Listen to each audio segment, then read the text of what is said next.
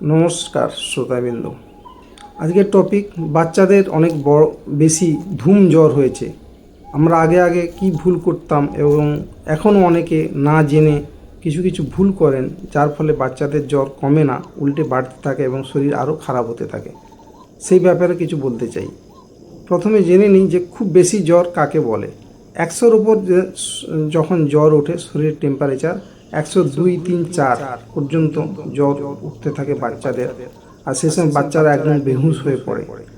তো যেটা ঘটে এই জ্বরের সময়, কেন শরীর খারাপ হয়, এত খারাপ লাগে, সেটা বলতে চাইছি।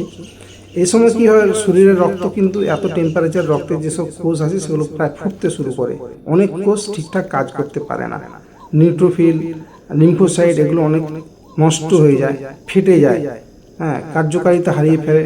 অনেকের প্লেটলেট একদম ধ্বংস হয়ে যায়, যেটা ডেঙ্গিতে হয়। আর শরীরের সব এনজাইম, হরমোনস এগুলো কার্যকারিতা হারিয়ে ফেলে। এনজাইমস বলতে যেগুলো আমাদের হজমে সাহায্য করে, এই জন্য ওই সময় খেতে ইচ্ছে হয় না।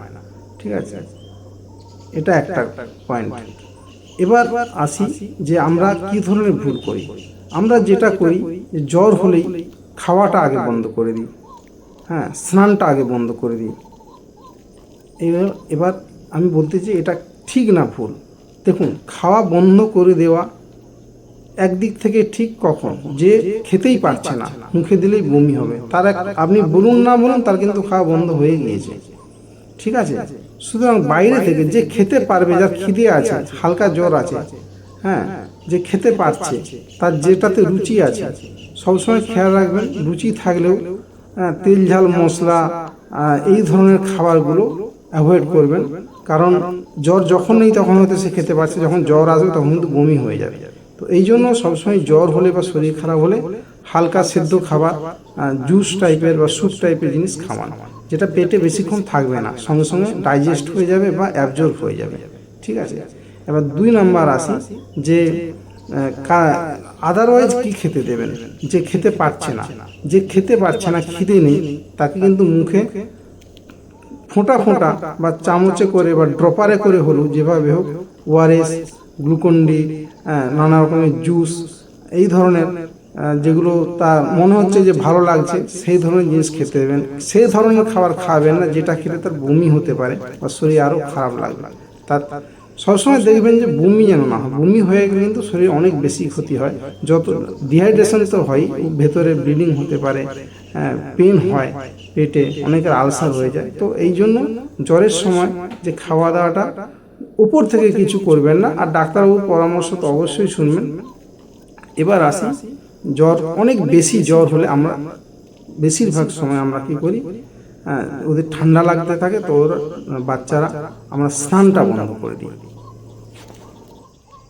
না, স্নান বন্ধ করবেন না। স্নান যেরকম করছিল সেরকমই করবেন। ঠিক আছে, স্নান করার পর গা হাত মুছিয়ে দেবেন। কেন? স্নান করলে বডির টেম্পারেচার অনেকটা প্রশমিত হয়। এর ফলে কী হয়, বডি নর্মাল ফাংশন অনেকটা শুরু করতে পারে। ঠিক আছে, 2 নম্বর, যাদের অনেক ধুম জ্বর, দেখবেন কপালে জলপট্টি দেওয়া হয়। শুধু তাই না, একদম 104-এর উপর জ্বর গিয়েছে এরকম বাচ্চাদের কিন্তু জানবেন বরফ জলে মাথা ধোয়ানো হয়, বরফ জলে, যাতে সঙ্গে সঙ্গে, এবং তার দেখা হয় যে 5 মিনিটের মধ্যে টেম্পারেচার কমলো কি না। তাদের এইভাবে কিন্তু টেম্পারেচার কমানো হয়। আর একটা পয়েন্ট, এসি চালাবেন, ফ্যান চালাবেন, নাকি সব বন্ধ রাখবেন। দেখুন, জ্বর হলে বডির টেম্পারেচার কমানোটা জরুরি, নাহলে কিন্তু বডির অনেক কিছু ফাংশন চলে যায়। অনেক বেশি জ্বর হলে আপনারা জানেন যে কোমাও হয়ে যেতে পারে, মারা যেতে পারে, শক হতে পারে। এগুলো কেন হয়? বডির থেকে টেম্পারেচারে যে ইভাপোরেশন, যে ঘাম আমরা দেখতে পাই না পাই, ঘামের মাধ্যমে শরীরের জল কিন্তু শোষিত হতে থাকে। এর ফলে বডি পুরো ড্রাই হয়ে যায়। এই জন্য ফ্লুইডটা খুব জরুরি। নাম্বার 2, জ্বর হলে টেম্পারেচার কমানোর জন্য যে কোনো মেথড, আপনি জলপটি দেওয়া, স্নান করানো থেকে, তারপরেও আপনাকে যেটা করতে হবে, বাড়িতে এসি না চালিয়ে ফ্যান চালিয়ে রাখতে পারেন হালকা করে। ঠিক আছে, যাতে টেম্পারেচারটা অনেকটা কন্ট্রোলে থাকে। আর মাথা ধোয়ানো যেতে পারে, আপনি ঠান্ডা জলেও ধোয়াতে পারেন, দেখবেন টেম্পারেচার অনেক তাড়াতাড়ি কমে গিয়েছে। এবার আসি ওষুধ। প্যারাসিটামল কীরকম খাবেন। আমরা যেটা করি, জ্বর এলে প্যারাসিটামল খাওয়াই, কিন্তু যার দেখছেন যে জ্বরের আসার পর মানে থাকছে আর কমছে না, বা ওষুধ খাওয়ালেন তারপরে জ্বর আরও বাড়ছে, এইসব ক্ষেত্রে কেন হয়? এইসব ক্ষেত্রে আপনি মাথা ধুইয়ে দেবেন, একটু টেম্পারেচার কমলে ওষুধ খাওয়ান, আর আদারওয়াইজ 6 ঘন্টা ছাড়া যে প্যারাসিটামলের ডোজ ওইটা খাওয়াতে থাকবেন। হালকা কিছু খাবার খাইয়ে দেবেন, যদি না খেতে পারে চাইলে জুস টাইপের কিছু খাওয়াবেন। হ্যাঁ, কী খাওয়াবেন না সেই ব্যাপারে আমি পরে একটা ভিডিও করব। জ্বরের সময় যেমন চা বিস্কুট এই ধরনের জিনিসগুলো একদম খাওয়াবেন না। অনেকে ভাবে চা বিস্কুট খেয়ে ওষুধ খেয়ে নিলাম, জ্বর যার আছে তার এই ধরনের জিনিসগুলো খাওয়াবেন না। বা গ্রিন টি খাইয়ে দিলেন, ঠিক আছে, যেসব জিনিস ইরিটেশন করবে স্টোমাকে গিয়ে সেই ধরনের জিনিসগুলো একদম খাওয়াবেন না, কারণ ওই সময় অলরেডি একটা স্ট্রেস গ্যাস্ট্রাইটিসের চান্স থাকে।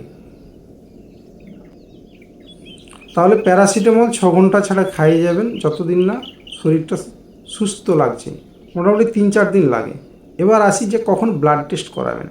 দেখুন, যে শিশু ডাক্তারবাবুরা যারা আছেন, বাচ্চাদের সর্দি কাশি জনিত বা ঠান্ডা লেগে যে জ্বর, ওনারা জানেন যে এটা বেশিরভাগ সময় ভাইরাল হয় বাচ্চাদের জ্বরটা, এই জন্য ওনারা 3 থেকে 5 দিন ওয়েট করেন যে যদি না কমে আমরা টেস্ট করাবো। ওনারা ঠিকই করেন, কারণ বাচ্চাদের ব্লাড নিয়ে টেস্ট করানোতে তাদের যে ভীতি এবং যে ধরনের হ্যারাসমেন্ট, ব্লাড টানা, এগুলো টেস্ট করানো তো অনেক সময় কী হয় যে সেটা অন্যরকম একটা সিচুয়েশন সৃষ্টি করে। তো এই জন্য ওনারা একটু অ্যাভয়েড করেন, ওয়েট করেন। আর অনেকে যদি সেরকম সিচুয়েশন দেখেন প্রথম দিনই ওনারা ব্লাডটা টেস্ট করিয়ে নেন। আমাদের দেশে, আমাদের রাজ্যে যেগুলো ডেঙ্গি, চিকানগুনিয়া, ম্যালেরিয়া, হ্যাঁ, এবং রুটিন টেস্টে ধরা পড়বে আর খারাপ কোনো অসুখ আছে কি না। ভাইরাল ফিভার হলে তো মোটামুটি আপনি লিম্ফোসাইট বেশি পাবেন, প্লেটলেট বেশি হতে পারে, কমও হতে পারে, অ্যাক্টিভেটেড লিম্ফোসাইট থাকবে। এই ধরনের পিকচারটা ওনারা যদি দেখে নেন তাহলে বুঝতে পারেন যে ঠিক আছে, ভয়ের কিছু নেই। কাশির জন্য একটু সিরাপ ট্রে দিলেন, একটা অ্যান্টিবায়োটিক দিয়ে দিলেন হয়তো। তো আপনারা বেশি ভয় পাবেন না। ঠান্ডা থেকে যে জ্বরটা খুব কমন, বাচ্চাদের এটা লেগেই থাকে। আর এটা এমন নয় যে সঙ্গে সঙ্গেই টেস্ট করাতে হবে। অনেকে বলেন যে ডাক্তারবাবুকে দেখালাম, উনি টেস্ট লিখলেন না। আর টেস্ট লিখেননি এর কারণ উনি জানেন যে এটা 2-3 দিনের বেশি থাকবে না। তারপরে যদি থাকে তখন বুঝতে হবে অন্য কোনো কারণ আছে, তখন করাবেন। ঠিক আছে, আজ এই পর্যন্তই। ধন্যবাদ, নমস্কার।